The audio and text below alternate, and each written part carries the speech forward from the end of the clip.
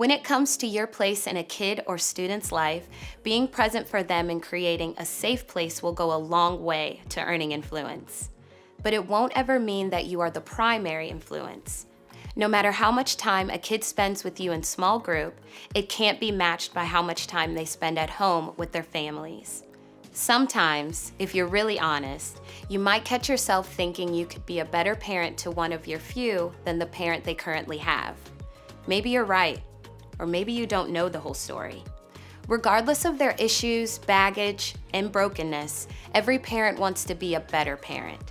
This is why it's so necessary to talk about parents and the importance of partnering with them. Families come in all shapes and sizes. They're built in so many different ways, but the numbers are consistent. In a given year, you as a small group leader will only have an average of about 40 hours with your group.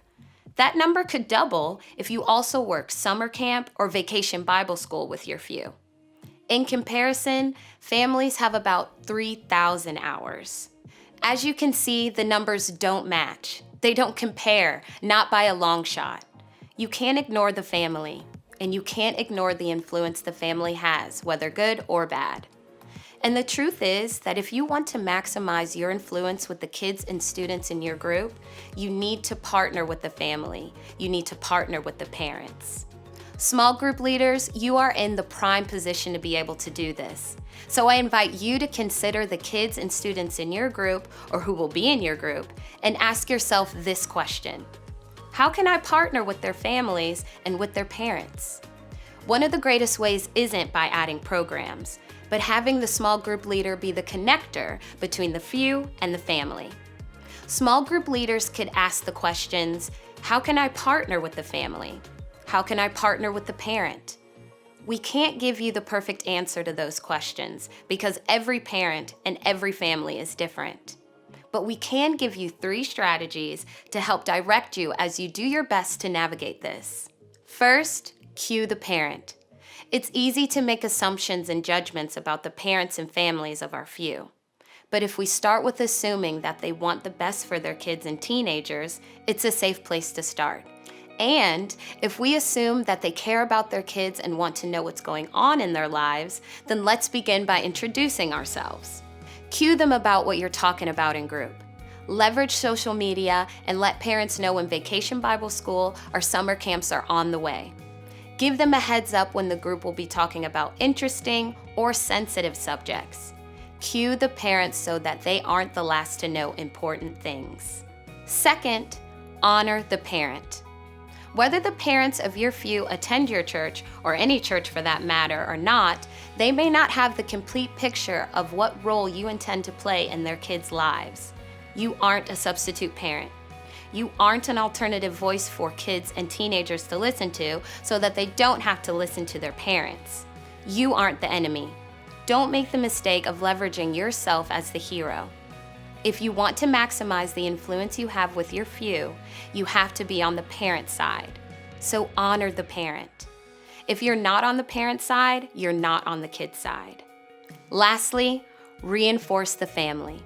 It's easy to get caught up in your own small group, but when we remember the comparison between a small group's collective hours versus a family's collective hours, we remember that the family is the primary unit.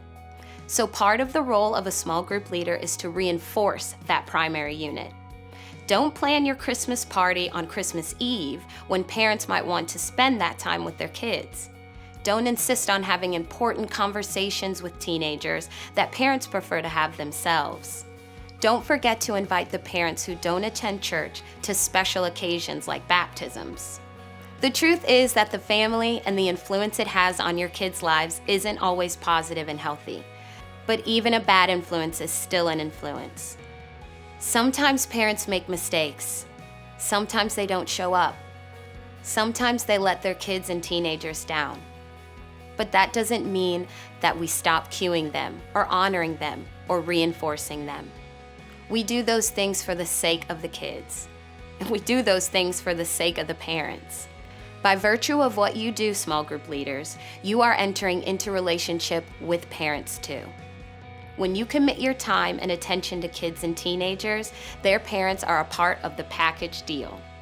Although parents potentially have 3,000 hours a year of possible time with their child, it's not always the same quality as the hours you have with your few. Your 40 hours are potentially filled with meaningful conversations, teachable moments, and bonding experiences that parents and guardians may not know how to have. So leverage your influence and partner with parents so that you all can collectively nurture an everyday kind of faith in your few.